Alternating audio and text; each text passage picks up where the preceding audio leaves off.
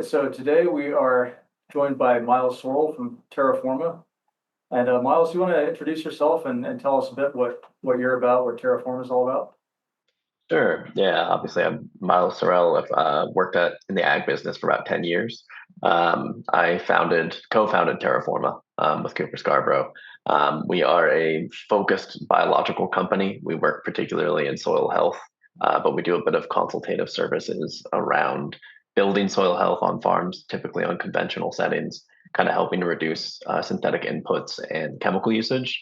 And we've also developed some equipment as a way to produce on-site localized biologicals for implementation. And that's how we connected with Hiwassee as well. We use our TerraPod bioreactor to create solutions, and then we've kind of partnered as a distributor with Hiwassee to create the extracts to apply into the fields. Excellent. So do you want to give us just kind of a background for yourself? What first got you interested in soil biology, kind of your journey into the whole soil health field? Yeah, definitely. I have what I would consider probably a fairly non-traditional entry into agriculture in general, but also that biological space. So I actually had gone to school to study neuroscience and came out with a neuroscience degree. And kind of on the tail end of doing all of that work, realized that I didn't want to spend my entire life in a lab. A lot of neuroscience is done on animal testing, and you spend a lot of time indoors, depending on sort of the direction you take it. And I was looking to get a little bit more involved in some outdoor activity. It's kind of how I always grew up. And that kind of led me into agriculture a little bit. I started working in the regulatory space, so working with the agriculture office in Santa Cruz, doing more like pest abatement. It's more regulatory stuff of what you can apply, when you can apply it. And that was really my first exposure into agriculture as a whole. And it was obviously much more bureaucratic, a little bit slower. So it wasn't necessarily my favorite thing ever, but I did work a decent amount with mostly like pesticides and, when you can be utilizing those different sprays, a lot of close contact. And it definitely makes you start to think about, what are some alternatives that you have available to be able to then potentially not use all of these chemicals, which can be fairly toxic. And having handled them directly, you get to kind of catch a couple whiffs of it and understand pretty quickly that you don't want to be around it too long. So I ended up joining a startup alongside my current co-founder. And that got us our initial exposure into soil microbiology and sort of that side of agriculture that's been generally pretty unattended to. So coming in with kind of an understanding of agriculture from that chemical perspective, but no formal training, allowed me to kind of look at things from a slightly different perspective.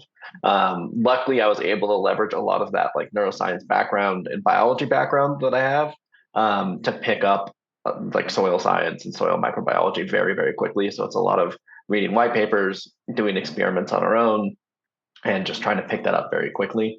And then through association with other research departments that we're working with, just having a lot of touch points with different crops, you start to pick up very quickly on traditional like nutrient accounting and how traditional agronomic systems actually function.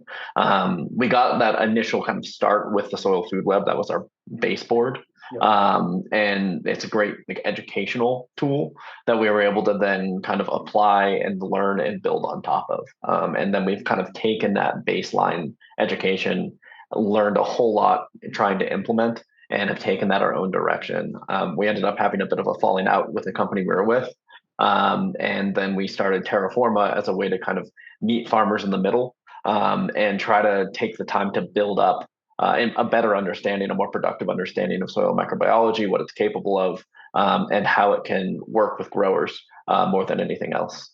So we're really focused on that farmer autonomy aspect and building biodiversity in a way that can beneficially impact farmers' bottom lines. We don't want to be doing things just for the sake of doing them. We really want to try to make processes that are both ecologically friendly and also are going to help farmers generate more profitability. Excellent. Yeah.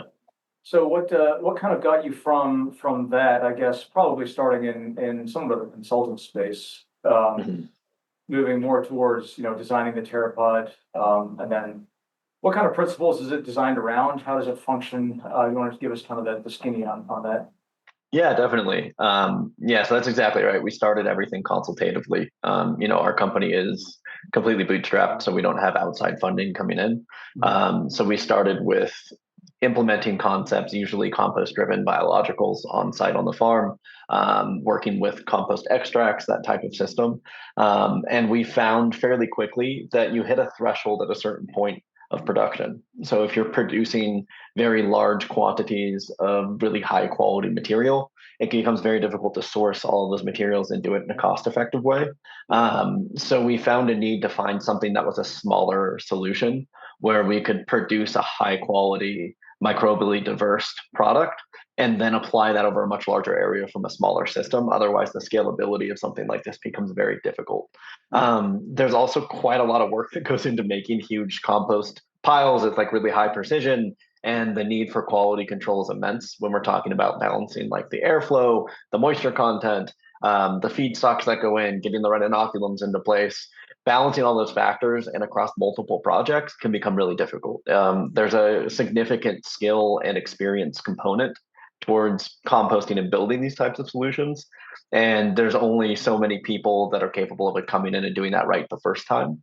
So that's where the TerraPod sort of came out of, was this need for something compact that can produce high quality results on a consistent basis, regardless of somebody's expertise or experience with a process like that. We really took the experience we had with sort of the soil food web style composting, which is it's thermophilic. You're going through like windrow styles or smaller contained composting piles. You're really focusing on the recipe of those piles to be able to drive the microbiome one way or another, and through years of building different recipes and experimenting with materials from around the world, we got a really good sense of which materials might encourage more fungal growth or bacterial growth, or how can we stimulate more nematode growth within a material. So we're capable of then saying, okay, we have a good idea of what we need to be able to build to target a specific issue on a farm. And we can then take that recipe, inoculate it with local microorganisms to maintain everything in a localized condition, and then apply them into that system. So the main targets that we had were scalability for one, getting over that experience hump for two, localization, which for us is a big one, which is to say we want native microorganisms within that system, so that they can be higher efficacy in the fields. And we want active microorganisms. So we don't want something that's had to go dormant within a bottle. Realistically, anything that we put into a bottle, it has to go dormant. Otherwise, the bottle's going to explode. There's going to be respiration. By definition, it has to run out of oxygen, right? So we wanted to make sure that everything we're doing is going to give the optimal result within the field. And then finally, we wanted biodiversity as a main hallmark of that system. There's a lot to say about the difference between an isolated microbe versus a microbe that we're creating with a broad, diverse system. But we don't really have the full grasp on every single microbe within the soil. We know like 1% of all the microbes that we have. So to say that we understand that the singular microbe is going to perform any function, it overlooks the broader complexity of an ecosystem. And that's really where we kind of board out that system. And then we did also takes from the jumped off of the Johnson Sioux style studies that have been done, and kind of looked at the longer term implications of having a material mature over time and adding that diversity component in. So we combined both of those things, right? And then we kind of improved on them and created a system that for us was more manageable for growers. So it had that convenience, that ability to be able to easily draw from the material to create a solution on site and then implement that without having a whole lot of hyper specific knowledge. So joining those two things together has allowed us to create a product that we can cycle through very quickly, through doing like a pre-composting phase and targeted recipes, and then hitting optimal diversity readings pretty quickly as well within like a 2-month period. And that's kind of where that's been borne out, is trying to create those optimal conditions for growth. Okay, so someone using a TerraPod from scratch, are they pre-composting material, or is the material just going into the system? So we have two different systems, right? Again, a big focus for us is helping growers become as autonomous as they can. Yeah. We work with growers to create their own like feedstock, as we would call it, which is that compost. A Mhm. lot of growers, especially in the US, they don't want to deal with that. Yeah. It is an intensive process, especially if you're doing things on a smaller scale where you're not like buying all this equipment, but it is time intensive. So most of the time, those growers will tell you, "Hey, I just want to buy this material, get it shipped to me, and then we can inoculate it and stock it into the system," basically. So a lot of the time in the US, we are actually making that recipe for the grower and then shipping it out to them. And then we're inoculating that on site and getting it just stocked in. So they'll really just fill that into the system themselves, plug in the sensors, and then close it up and let it sit for about 2 months to gestate and mature. And then we can extract that through the extraction system and get that applied as a liquid into the field. Yeah. The inoculum, is that something that you provide for them, or do you just kind of give them guidelines on how to source it? We are happy to come out the first, especially the first time. We'll get out there and we'll do that inoculum. We will also teach them how to find that and implement that into their TerraPod to get that inoculum going. Part of the features of the system that we built allow for transfer of microbes between each of the sections that we have built out. So we're able to kind of pass that inoculum through the mixture, basically. So we can retain that initial inoculum over time, but we do recommend continuously bringing more in. We will come back out and make sure that we get a high quality inoculum source into that mixture repeatedly. But if the farmer feels confident that they understand what needs to get done, that they can find a solid source, and they're comfortable doing that on their own, and they don't want to have us come out there, we're also completely comfortable kind of guiding them through that. And can the finished compost material, right, that comes in from Mhm. TerraPod, can that be used then to inoculate, the next batch per se? Exactly. Yeah. So you can have a couple ways of carrying that forward. One is like an interlocking, like mesh system where you can harvest one, restock it, and then they'll re-inoculate from the existing system. Yeah. Two would be to save some of that material, and then you can re-inoculate that moving forward. So there's a couple ways to sort of re-imbibe that ecosystem into your next cycle, right? Which is always a good idea. We recommend to do that, but we also want to make sure we're constantly pulling in newer forms of inoculum as well to continue that diversification, which is an important component. So basically, we have a hexagonal system that is five of the different sections have the actual composted material, that feedstock in them, where we grow out that microbial mixture, and then the sixth door and chamber here is going to be where we store electronics, water pumps, all of that stuff. We are connected either through Wi-Fi or cellular to be able to run programs on it. So we're constantly getting feedback on the moisture content within the system. We can get like the temperature off the system. We can kind of control airflow within that system as well. We do have a central column in each of these chambers is connected through meshing effectively. So there's interchange between each of the sections, as well as good airflow through all of those sections. So we're really trying to encourage a aerobic solution constantly getting grown throughout the media. And then as you're ready to sort of harvest each of these, you can remove one section at a time. So each of these sections is going to be able to go through the extractor. We're going to be able to produce approximately 500 gallons of product through one section. And that's going to be enough for approximately, I believe it's around 80 acres, somewhere around there, where our target for the entire system per a cycle is going to be around 500 acres for like corn, soybeans, crops of that, like row crops, basically grains. And so we're able to pull those out and then extract what we need to do in application, either the night before or the morning of, in order to get fresh product into the system. And that allows us to maintain the composition and the viability of all of those microbes that we've grown out through that gestation and maturation phase.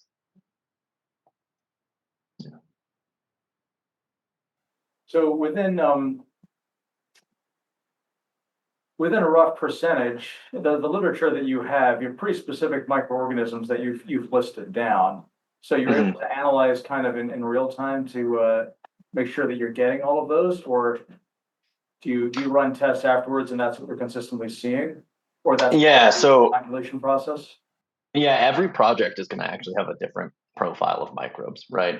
Like we have projects that are out in Ecuador, the Philippines, if it's South Central America, the US, Asia, you're going to have different microbes in those regions, and and different feedstock options, and so that's going to affect the product at the end of the day.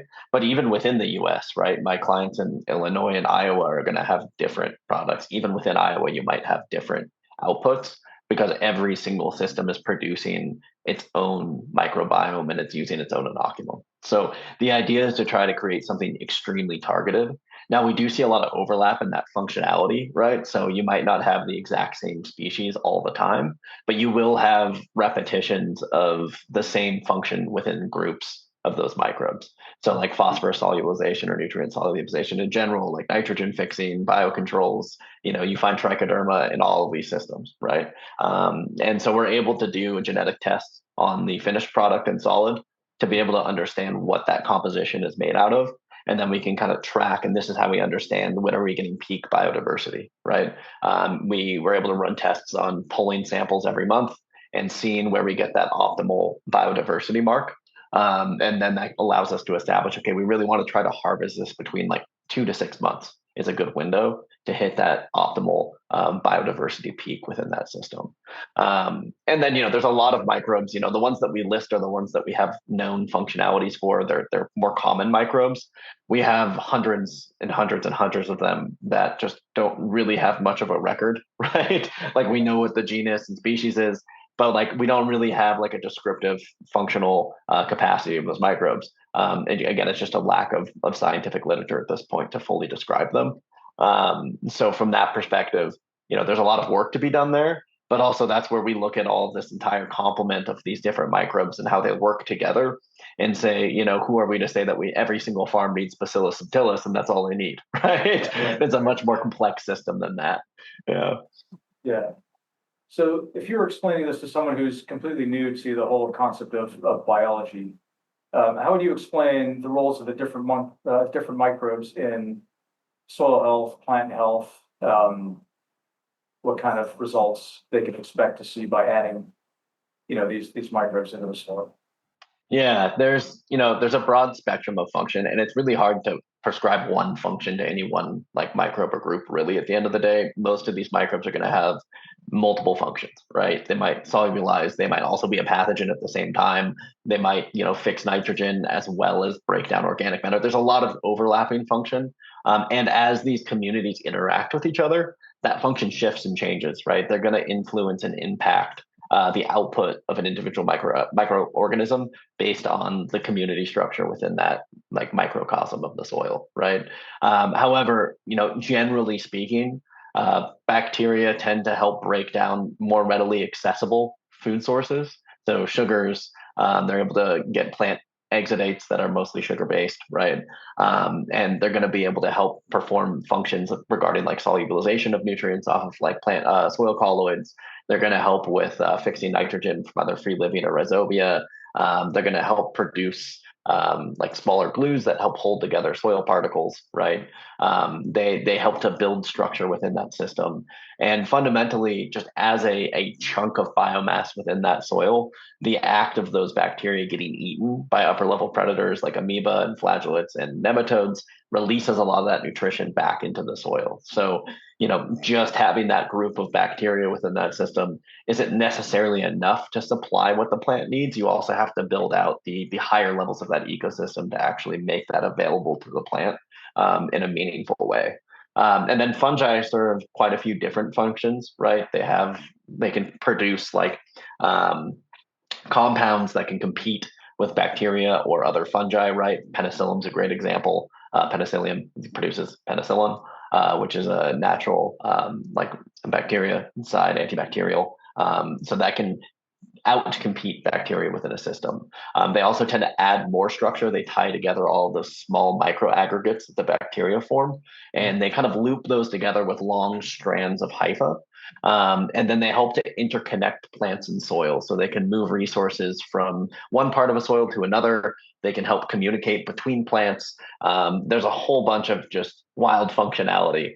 But when you put all of that together, right, when you build out that healthy ecosystem of microorganisms, what you end up with is a highly competitive network within the soil. So it makes it more difficult for something like a pathogen that wants to leverage readily available resources and like attack a plant. to be able to find those resources and thrive within a system like that. So we really want to try to increase the total competition within that root zone, within the rhizosphere, to increase like plant health and solubilization and competition within that ecosystem. So normally, if you're able to reinstill that kind of process, you start to see larger root systems, you start to see higher productivity, healthier plants. You will see some like reduced pest and disease pressure. It really depends on like kind of what pests and disease. It's easier to deal with soil-bound pests and disease than it is with like foliar pests and diseases. But you will see that resilience of the plant being able to better defend itself because it has a better balance of nutrients and nutrition and like hormone secretion from that soil profile. So when you talk about pathogens, the video that you have of the soil food web, which I'd like to link, as part of this as well, because that was a cool case study down in Peru. But they mentioned they were having issues with root feeding nematodes, and it's something I hear quite a bit.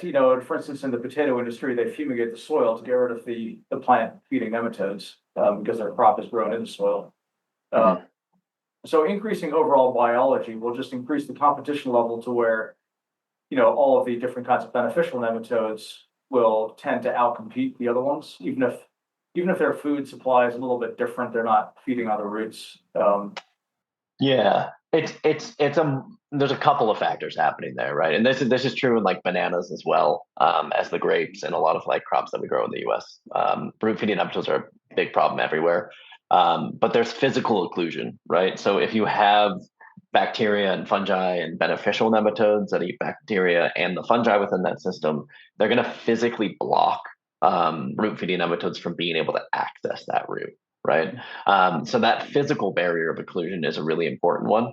And then also, if you're growing a larger root mass, right, if you're able to secrete those hormones that encourage that that root mass growth, that when a nematode does find it, a root feeding nematode, and perhaps it does kill some roots, you have an excess of roots available to be able to survive and continue to thrive within that system. So it's not necessarily like the full destruction of these root feeding nematodes. It's the plant's able to adapt effectively to if it is facing that kind of damage. But then you also have root feeding nematodes within that, or sorry, predatory nematodes in that system as well.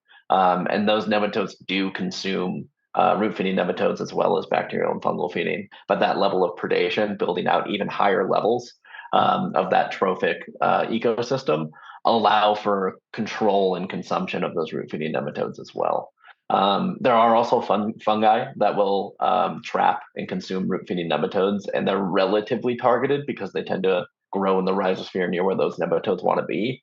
And you will see those fungi start to repopulate the soil, especially in areas with high root feeding nematode populations, if you're able to build out a healthy ecosystem. And we have seen those fungi in our extracts and compost materials because we do get pretty high nematode numbers as well. So we'll see those dynamics in play also. Yeah.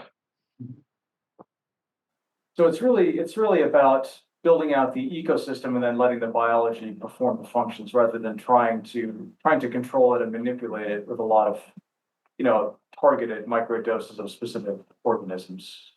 Yeah, I mean, in my experience, when you're talking about like getting these isolates, a lot of the time they're very hit and miss, right? And the reasoning behind that can be a little bit mishmashed, right? Like I've worked with a lot of these products. I've moved them around from one country to the next when they're exported or imported. And realistically, what's the expectation that like a microbe from like the Pacific Northwest is going to work in Guatemala, right? It's a very different environment. It's not really fine tuned to it.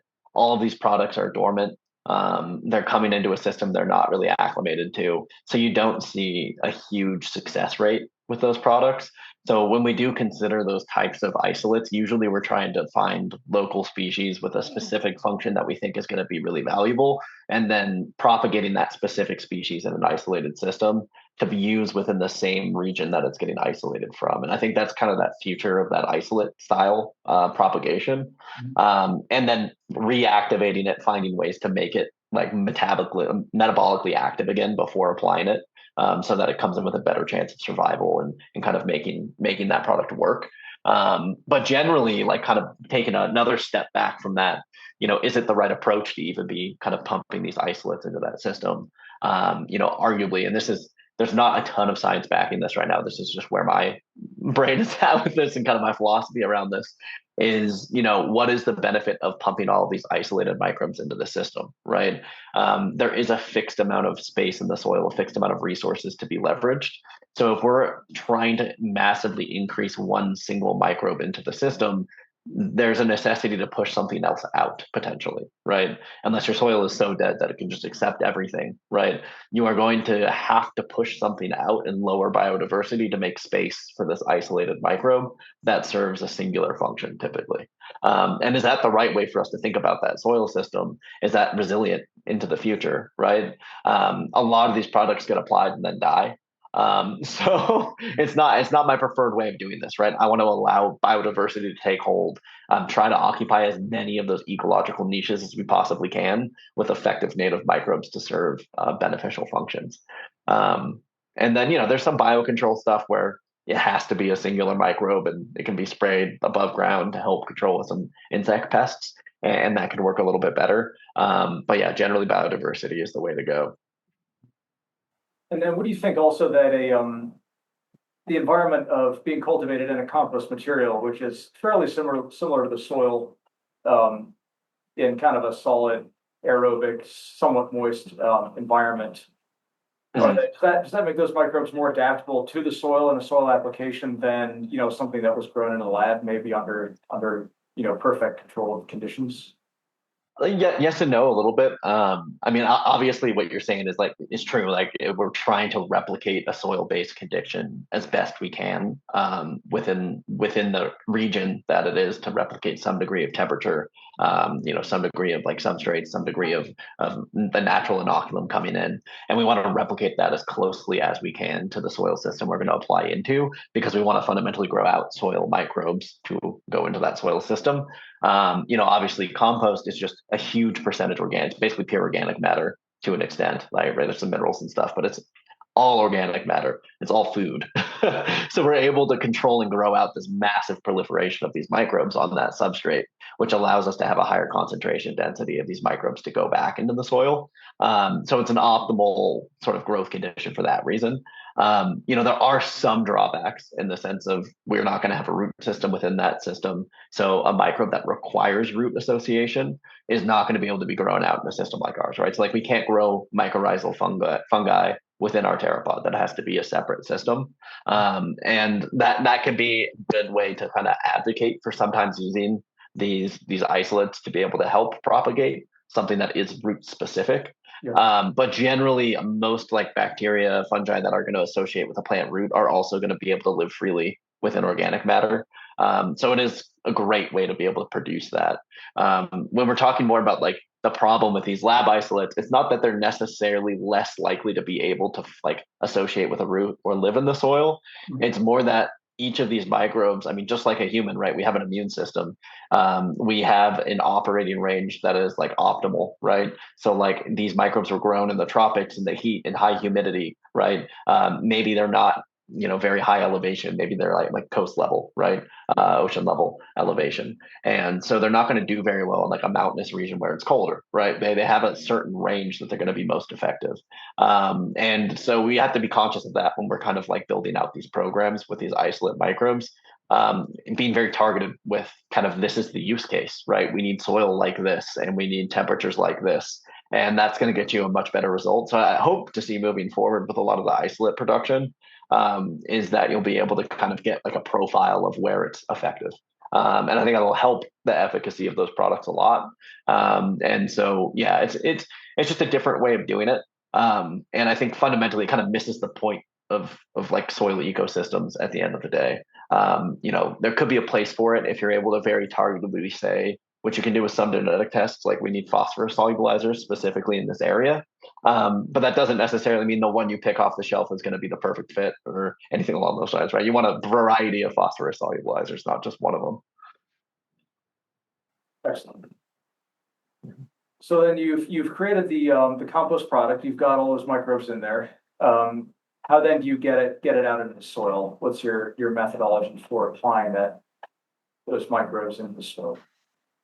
Yeah, so we used the Hiwassee extractor. We had experimented with our own extraction systems.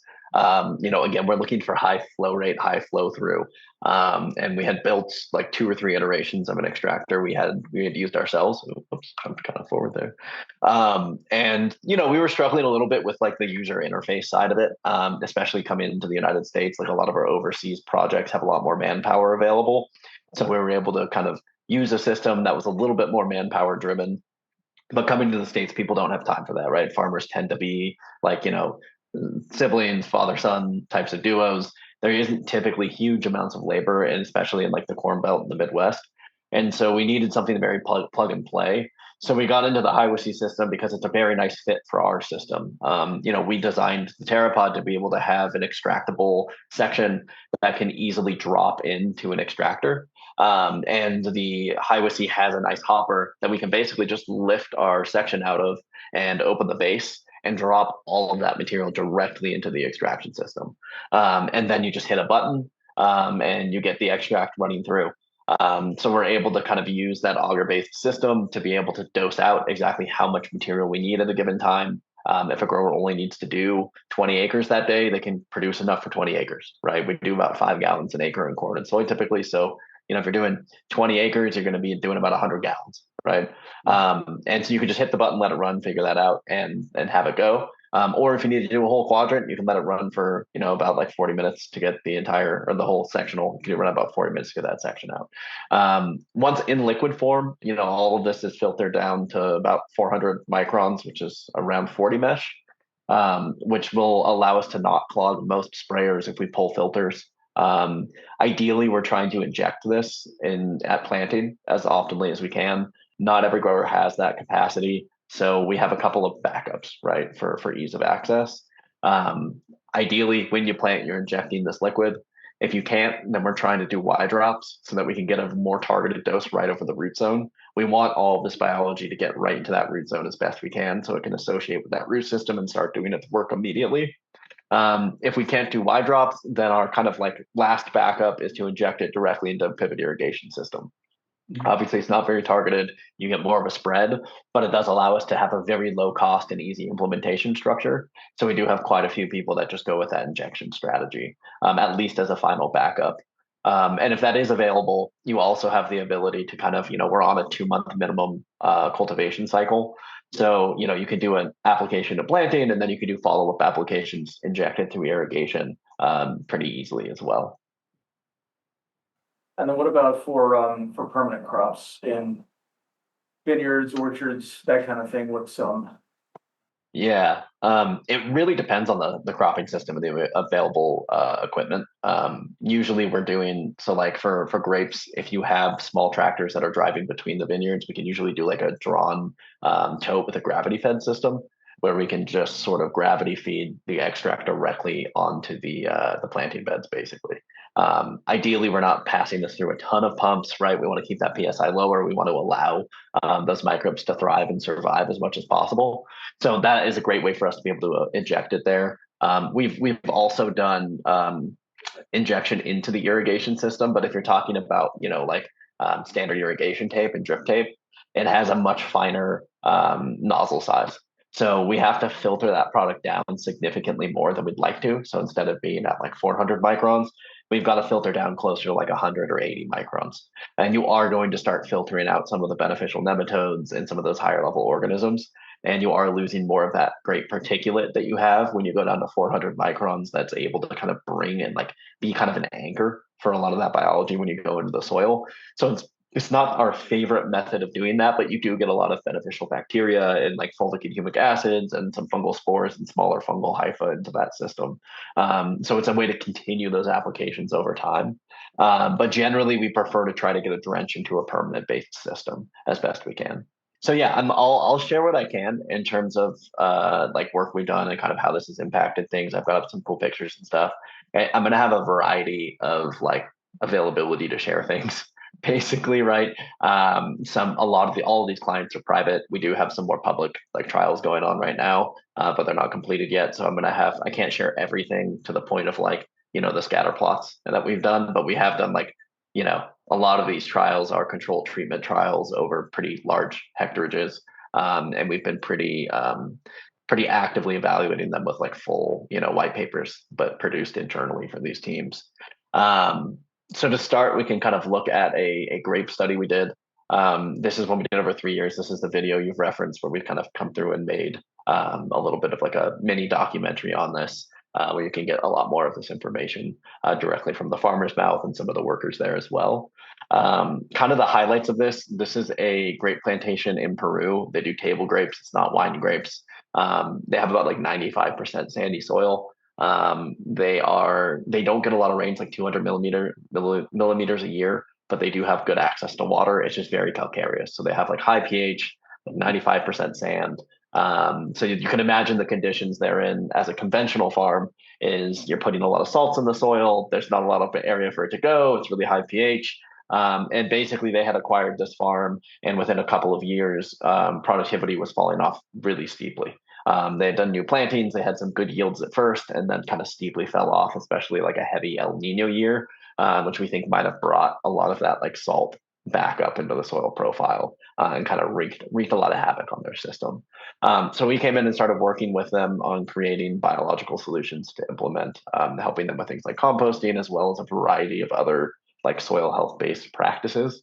The owner of that farm had the goal of trying to become organic over time. And so we did push for that like organic shift, basically.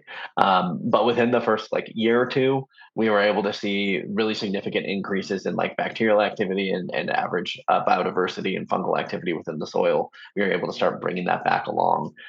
We were able to reduce a lot of that like nematode pressure. I don't have the exact like percentage change there, but we went from having lots where plants were dying, vines were dying, to not having any problems whatsoever with that nematode pressure at all. We got to a primarily biocontrol based methodology. So instead of using insecticides, we were using like some biological isolates that we were kind of upregulating, right? We were metabolically activating them, we were replicating them, and then we're getting a really high dose out there. We had some IPM strategies where we had a small insectiary where we were growing lacewings to be able to help control mealybugs. And we had initially gone towards like pesticide only when required type of applications, and then just got rid of it entirely. Initially, we were able to reduce fertilizer quite a lot, and then just got rid of it. Went to full organic based systems, and that like fertilizer cost structure reduced about 33%. Some of the management practices, right, increased labor costs slightly. But the overall net was a beneficial like reduction in production cost moving into organic for this grower, largely because we were producing a lot of our own products to put in the farm. So like making fish hydrolysates, making different meals, making composts, doing biological extracts, all of that made on the farm, which obviously is going to massively reduce the cost of purchasing all of these things off of a label. We saw really huge yield increases. This is more like, whoops, this is more year after year. So like from the year when we came in, when the production was very bad, to the next year, we saw about 146% yield increase. And then the year after that, we saw another 100% yield increase. If we look over like the historical like production levels to back when they were at their peak for them, we ended up getting about like a 20 to 25% yield increase over their historical performance. But like, year after year, it's an impressive figure to be like, okay, yeah, low production, they're not doing well, but we were able to recover that productivity very quickly, kind of switching into that, and achieved higher total yields than what they were producing when they were conventional and had like a newer, higher productivity plantation. And then this says yield, this should say ROI, but the total kind of ROI on this was around 3,000%, to say like the cost of implementing a lot of these biologicals was very low. And then the value that they were able to create was quite high. So we'll just dive into some of the pictures here. This is that first year when I showed up. You can see some of the grapes underneath the canopy here. You'll see like the gaps in the canopy. You'll see it's fairly lowly, like not very populated. And then these are those same lots the next year, where we had much higher density, closed canopy. Things were looking, just generally speaking, quite a lot better at about the same point in the year. We initially started with a lot of like weed pressure. So this is one of the big issues. You can see just how sandy it is out here and dry. This is a different gabling system, right? So they used a couple different styles for the grapes, but I want to focus kind of more on the underside and look at that weed pressure. This is what they'd have to go through and spray with herbicide repeatedly. Obviously, we're not trying to use a bunch of herbicide within the system. We want to find other control methodologies. And we want to use things that are going to support biological life as much as possible. So, as good as it is to take like an extract or a biological product and get it into the soil, that is like one piece of a larger puzzle that we're trying to solve in terms of improving soil health over time. So there is a direct benefit. We have projects where we just put that in the ground and we get a nice response. But if you can start to make those steps to experiment with, okay, is there a better way for me to reduce like weed pressure without herbicide?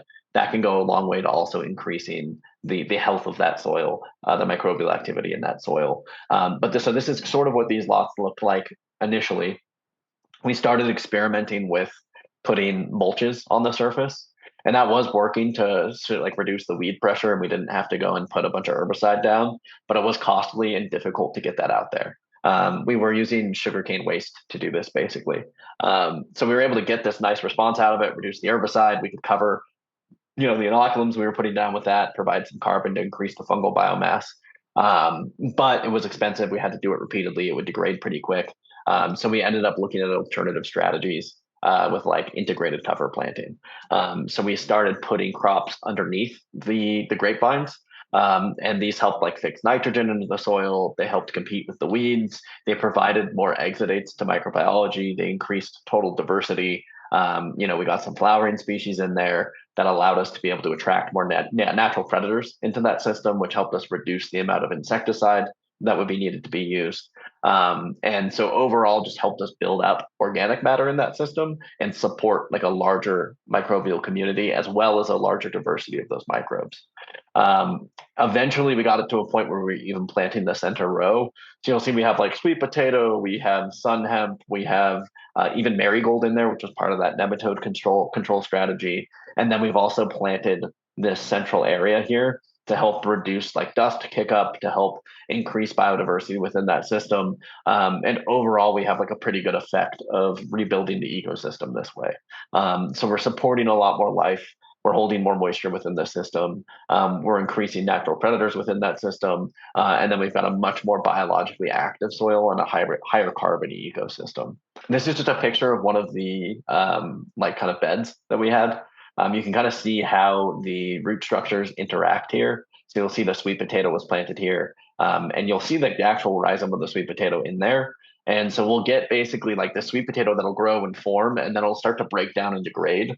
So there's this like, kind of initial take from the soil where to establish that cover plant, you're taking some nutrition out of that system. But then once you're getting it cyclically installed, you're having breakdown as well as nutrient storage at the same time.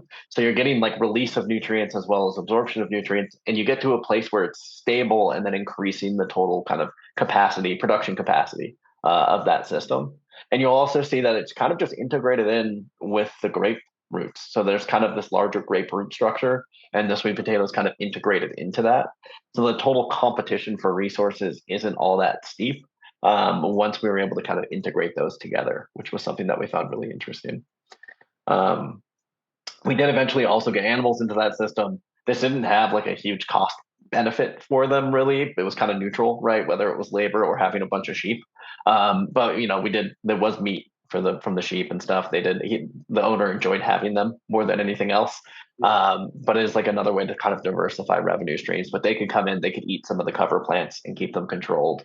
We're doing strategies to release the nitrogen from our nitrogen fixers at certain time periods. So being able to release sheep into that system and have them consume that down to like closer to the root would release a lot of that nitrogen back into that system as well.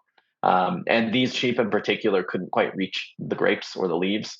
So they were able to integrate pretty well into a system like that. And you can also kind of make out here, you can see these irrigation systems, how they're set up. They're a little high, but it was drip irrigation. And that is the type of irrigation we're also able to inject a lot of product into to deliver solutions. Mm-hmm.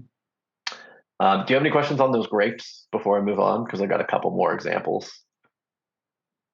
So your primary application method was injection into the irrigation lines. So we did like 3 or 4 different application methods here. One was injection into irrigation.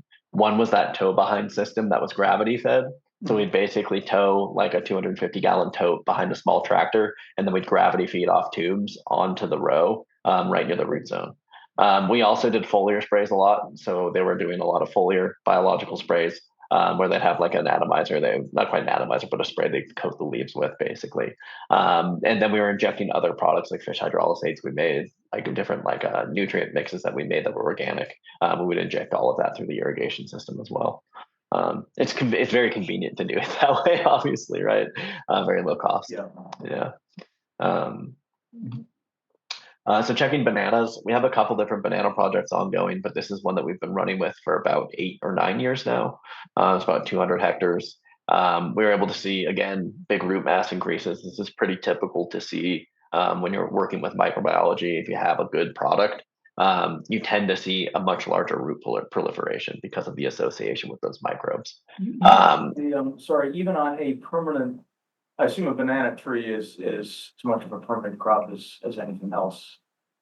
Well, Yeah, they do renovate typically on it's usually like a 7 to 10 year cycle, depending on the farm and how well managed they are. But you do have a permanent crop. It's a consistent crop, right? So this is a crop that's constantly growing, and when it's setting fruit, it's growing new vegetative growth through the sucker. So it's an extremely consistent cycle of usage within that system. It constantly roots in the ground again, very tropical plant. So there's a slower season when it gets cold, but it's very active all year round. You do have renovation cycles occasionally. You'll see something similar with like the sugarcane trials, right? You get on like about a 7 to 10 year renovation cycle, just to kind of clean up the lots. And there's quite a lot of disturbance when you go through that and kind of work through that.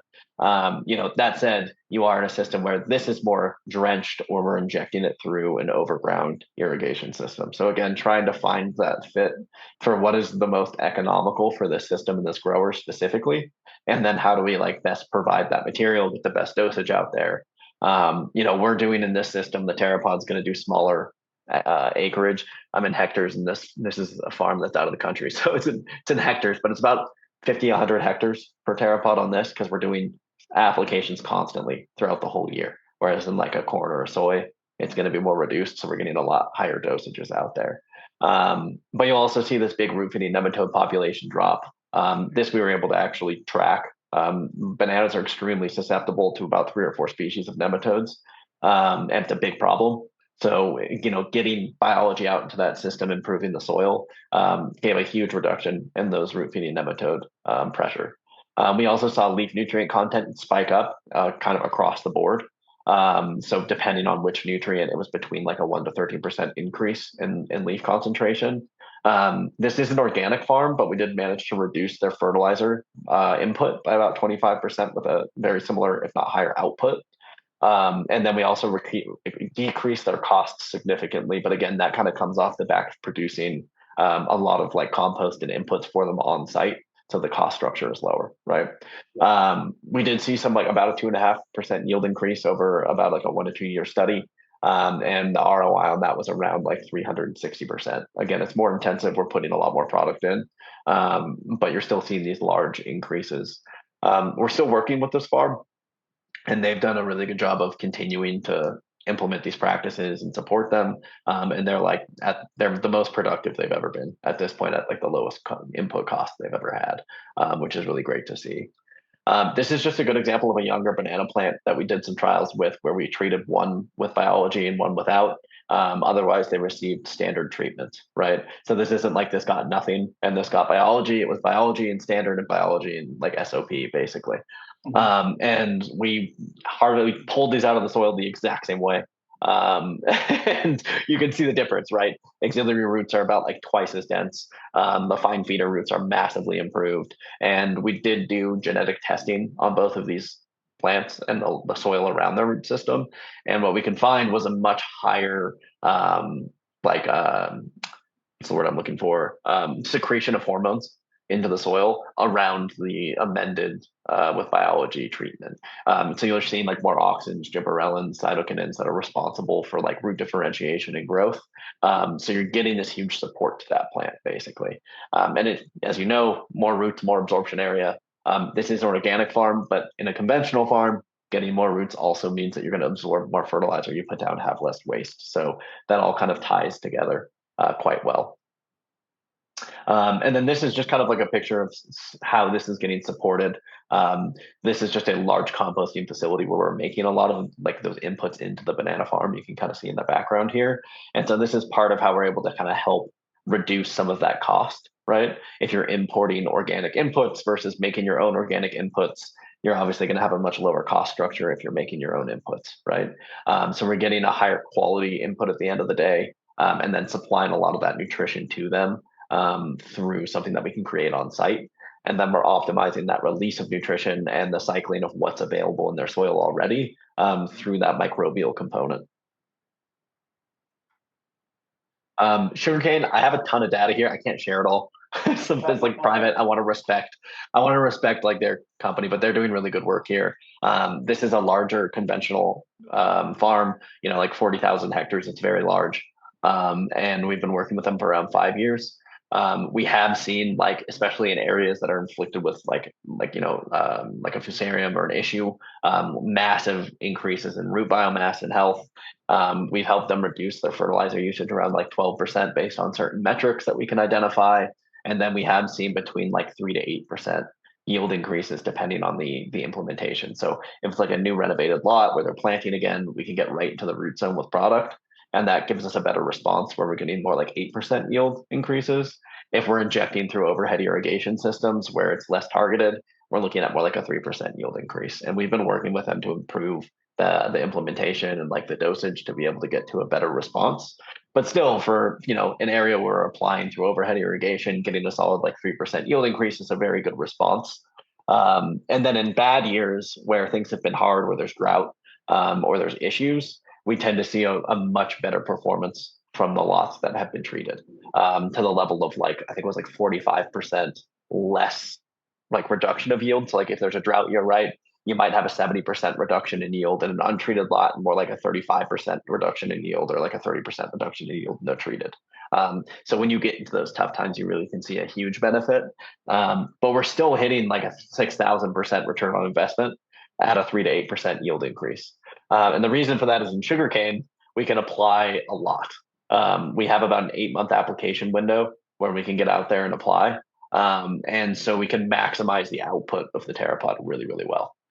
So we're able to do something close to like 1,000 to 1,500 hectares per TerraPod in sugarcane, which is obviously going to distribute the cost of that over a much broader area. So any sort of increase you have is going to be substantially more beneficial, right?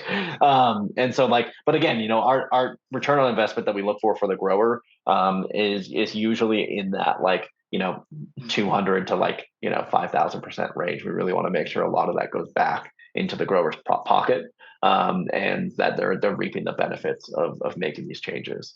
And I should note this ROI is independent of like fertilizer reductions and stuff like that too. So it's you'll see some like really nice responses out of that. And again, fertilizer reductions, there's other strategies. Like if you're building up organic matter over time, that's a big component for knowing if you want to reduce fertilizer, et cetera. All of these things are somewhat interrelated. But it is largely a biological implementation. These are just some pictures I wanted to show. We have about 7 TerraPods out there. This is our like generation 1 TerraPod. This company is pretty innovative. It's been really nice to work with them. They are one of the first clients, the first client we put the TerraPods on the site with, and they've been a really nice collaborator with us. And these are kind of how that system looks there. The version 2 has a similar footprint to this version, but we've made a number of like changes to improve the functionality, the kind of ease of use, and the overall product quality. When we're bringing in an inoculum, this is what we're talking about, right? We're going out into untouched forest, untouched land. We're finding high quality inoculum sources, different fungal species, different bacterial species that we can bring and then inoculate into that system. And then within the TerraPod itself, right, we're holding those conditions steady, and we're seeing a lot of this aerobic growth of these beneficial microbes within that system. We help a lot of our whoops, that's a different slide, but we do help a lot of our clients set up labs, and I have some pictures of that later on, where they can like do product verification and validation, make sure we're seeing like beneficial nematodes and this broad diversity of microorganisms, as well as being able to do like genetic testing on those products to be able to say, hey, look, yeah, we are getting these beneficial like upticks in this biodiversity we want to put in the field. This is an example of that root mass differentiation. So like if you want to guess which got treatment and which didn't, right? You can kind of see the differential. Obviously on the left, we've got about twice as much root mass. They actually did like a cut out a section of soil and like counted all of the like traced out all of the roots that were in the soil. And it was about like 117% increase in root mass with the treatment.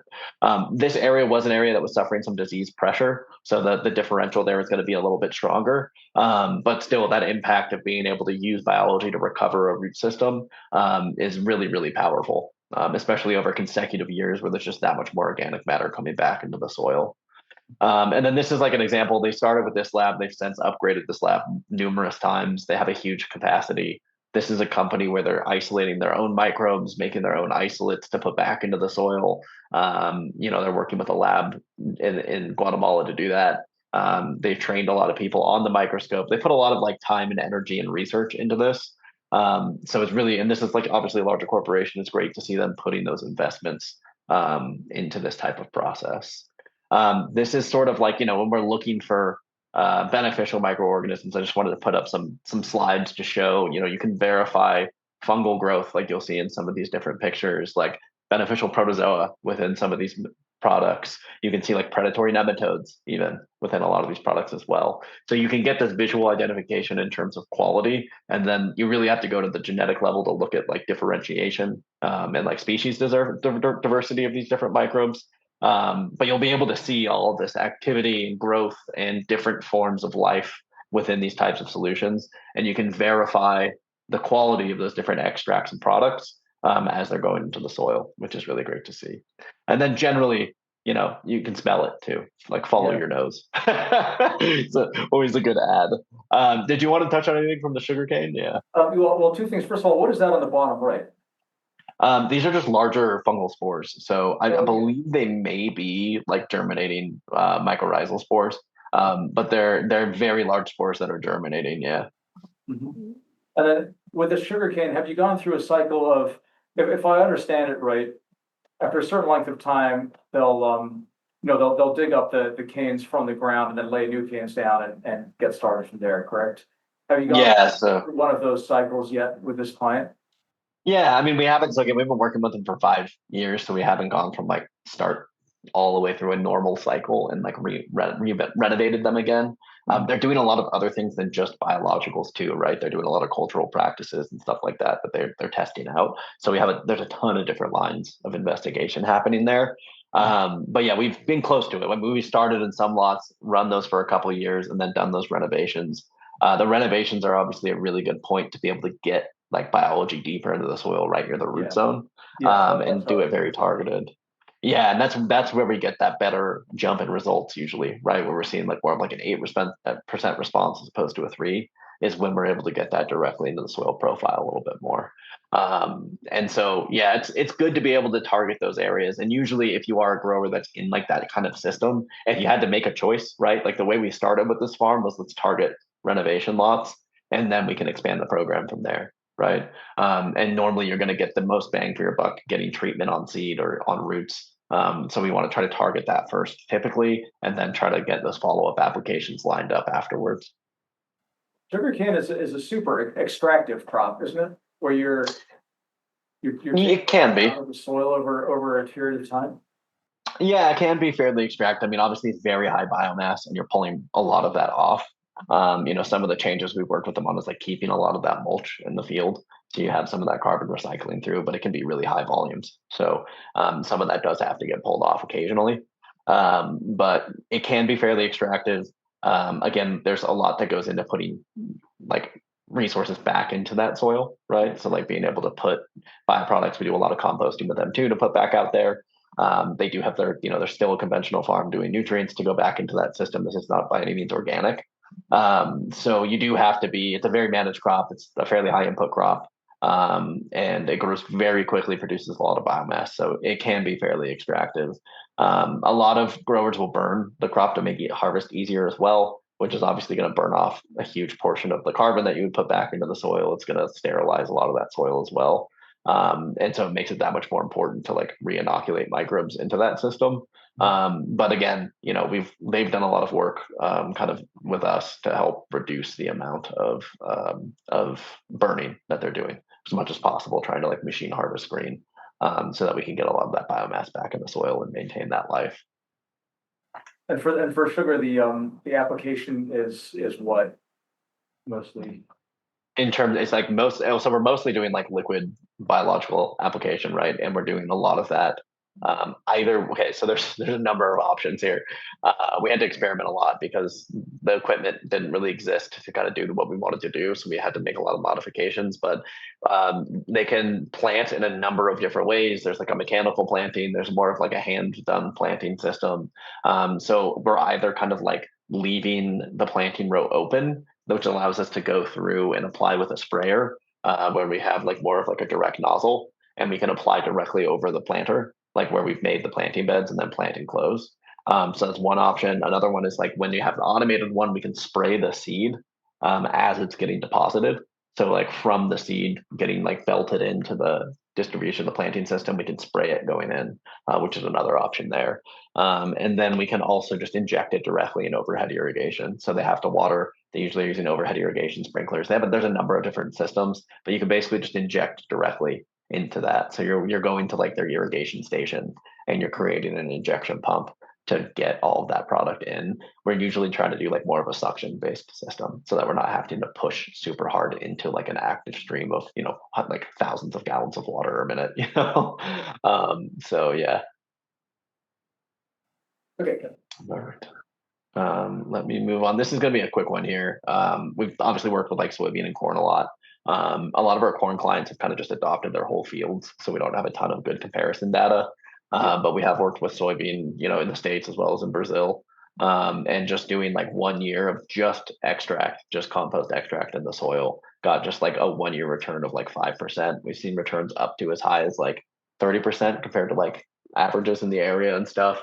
And again, very low cost to do this on like a per hectare scale or per acre scale. Very like 750% ROI, right? If you can get a 5% yield increase on an already highly productive farm, that's a significant amount of bushels. And the cost of that, if you're paying $5 for that an acre, for instance, and you get like a 5% yield increase, that could be a pretty substantial boost in profitability as well. So that's something that we always try to find and look for. Again, we've got a nice little picture of some of those microbes coming back into the system here, which is always good to see. You can sometimes get those visual representations as well. So that's kind of what I prepped in terms of like case studies for today to kind of take a look into. I mean, we're doing some work right now with like CSU on a corn trial. We're trying to get some trials started in like onions and different crops in Colorado specifically. But it's something where this type of system, where if you can make a regionally or like farm specific community transplant, right? These upper level microbes, the nematodes, the protozoa, the flagellates, the bacteria, the fungi, you get all of it in there. You keep it alive, you keep it active, you get it into the soil early to associate with that root system and that seed. Really any crop you can associate with like that, right? You can make that kind of boost and that productivity boost to any type of cropping system. And so it's highly universal, and it's like kind of this piece of the puzzle that we don't often focus on, right? We're so focused on physical and chemical structures, and those are important, but also that biological component is what drives all of that. So it's important to kind of consider how that's looking and performing. Yeah, well, thanks for sharing all that info. Yeah. Yeah, of course. Those growers are kind of all or nothing. And especially, I mean, your guys' equipment is spec'd pretty large, like ours is. So, we have like, most row crops like grains, we're going to have like a minimum 500 acre treatment area to make it the most cost effective we possibly can, which is a pretty substantial chunk of area, right? And so if a grower is kind of bought into the idea like this is the direction I want to go, they're more likely to do everything right in all of their acreage as opposed to let's set up these tight controls and treatments and I have time to do this. So we get a lot of our good data from larger corporations, a lot of the time out of the US, because they really want to put the effort into evaluating exactly that cost benefit of every single practice.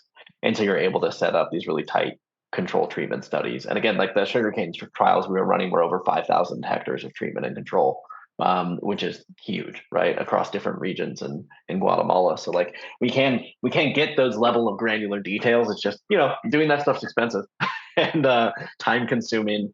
And in agriculture, so much goes wrong. Like again, like we're trying to start an onion trial, and they got hailed recently, and it's like, are the onions even going to survive? And so you lose a year of data that way, and it can be brutal. It's very unforgiving. Yeah. You mentioned, just because you were talking about vegetable growers in Colorado, I was speaking with one recently, and he said we can't do extracts because of food safety regulations. Hmm. And I assume that's based on, the idea that compost can carry salmonella, E. coli, all those different things. When we talk about compost, that's the field you're working in. Have Mhm. you encountered that at all? And is there any workaround by like relabeling stuff as biological, this or whatever? The only thing I can think of that would prevent them from doing that is they're talking more about like manure slurries or something like that. So if you go through a proper composting heat treatment cycle, which is what our product goes through, you're allowed to apply that really whenever you want. The only reason you wouldn't be able to is for like E. coli or salmonella, right? And so like there's regulations around putting manure down, like I think it's 6 months before harvest, because of potential contact and transfer of E. coli, right? Like rain can splash microbes up, like working in the fields can transfer that. And so you don't want to have E. coli risks basically because not everybody has the same cleaning procedures, et cetera, et cetera. But as long as you have a fully recorded like thermal cycle through your material, you should sterilize all of the fecal coliforms in that material and it should be completely fine to use. And I think the regulations permit that kind of usage. Um, Yes. Either way, Yeah. getting it in early, you don't have to worry about that at that point. And especially if you're focusing on soil amendments as opposed to foliar amendments, Yeah. everything soil applied as well. So you don't have to worry about that as much. But that I think that comes down more to like confidence in the product you're using more than anything else. Mhm. Yeah, and I would think also when the time of application would make a difference too. Like, right, if you're planting out, let's say you're doing peppers or tomatoes or something like that, Mm. when you're getting them from the greenhouse down into the soil, if you're doing your extracts and so on at that point, that's months before you're actually going to be producing that Yeah. harvest. Yeah, and so you don't really have to worry at that point either. And if you're using starts, if you're going from like a greenhouse, you can even inoculate at the greenhouse stage. Yeah, Inoculate those roots as early as you can, and it's going to make your life easier too, because then you don't have to inoculate like all of your soil outside of that.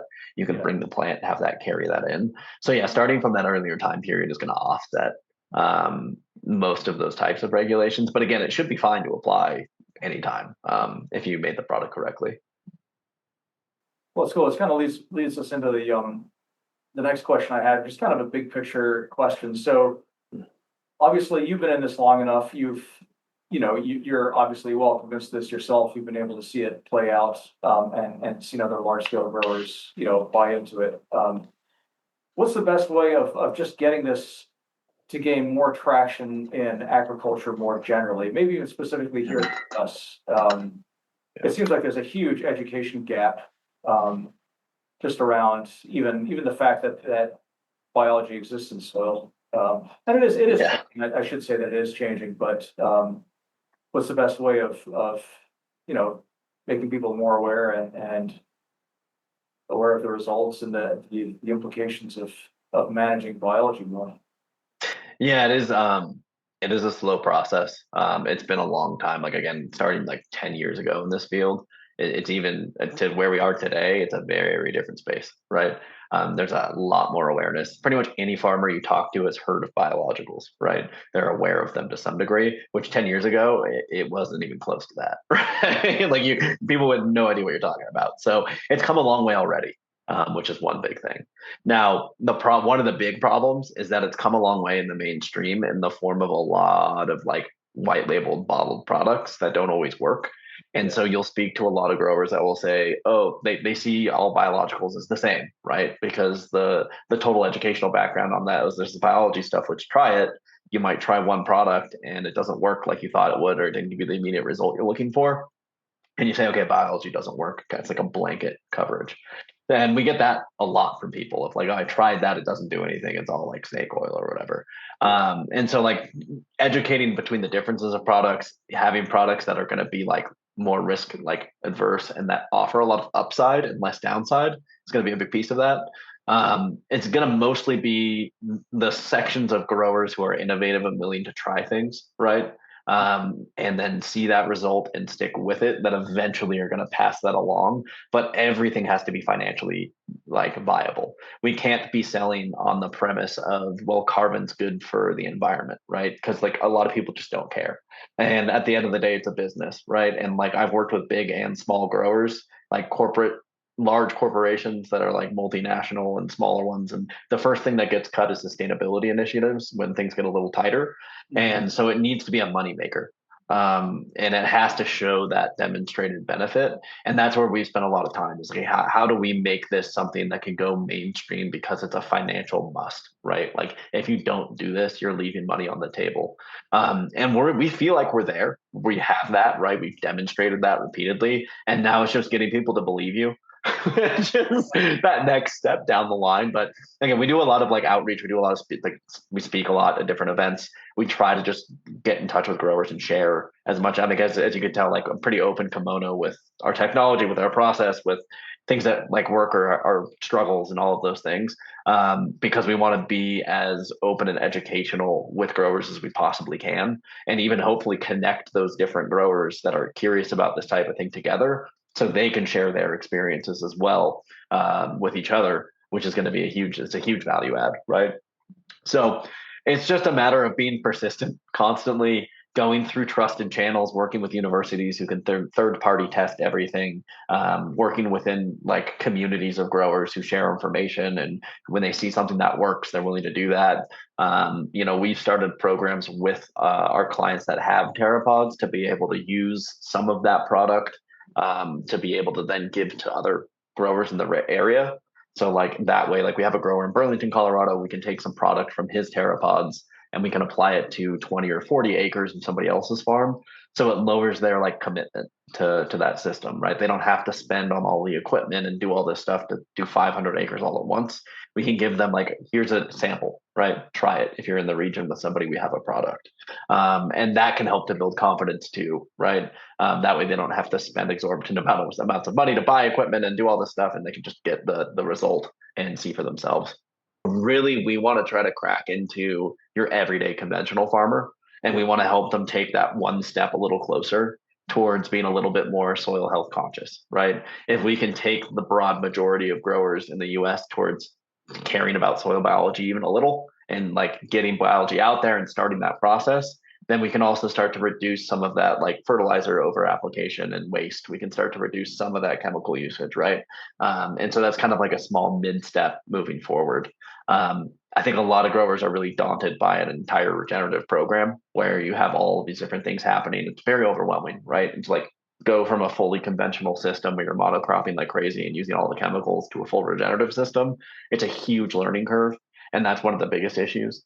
And so taking small steps where you're kind of moving slightly off that far kind of one side of like conventional ag towards the other side of more sustainable ag, taking small chunks out of that mainstream is going to be important to get us there over time.